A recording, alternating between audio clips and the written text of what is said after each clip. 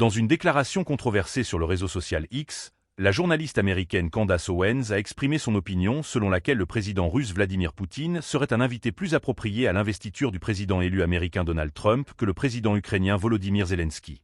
Owens a souligné que Zelensky, qu'elle qualifie d'acteur soudoyé, n'était pas à la hauteur pour cet événement marquant de la politique américaine. Cette affirmation a suscité de vives réactions, tant aux États-Unis qu'à l'international, au moment où les relations entre la Russie et les États-Unis restent tendues, en grande partie en raison de la guerre en Ukraine. Plus tôt dans la journée, Donald Trump Jr., le fils du président élu, a également pris la parole sur la question. Sur Instagram, il a révélé que Zelensky avait, selon ses dires, fourni à 3 reprises d'être invité à l'investiture de Trump, mais qu'il avait été refusé à chaque fois.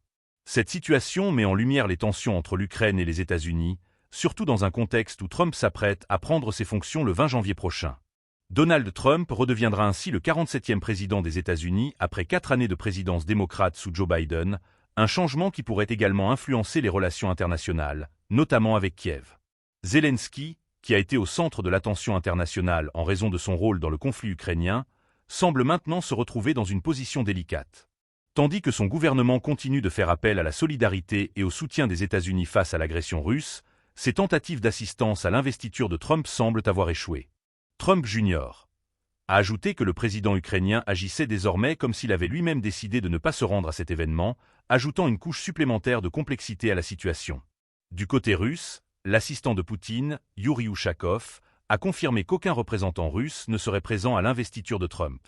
Cela renforce l'idée que les relations entre Moscou et Washington, déjà tendues, pourraient ne pas s'améliorer avec cette nouvelle administration.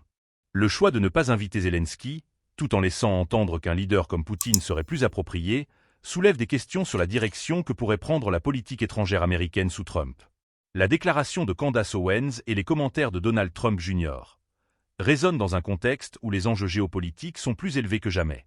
Alors que Zelensky lutte pour obtenir un soutien international face à une Russie en pleine offensive, les propositions de personnalités influentes aux États-Unis semblent compliquer davantage la dynamique entre l'Ukraine et son principal allié.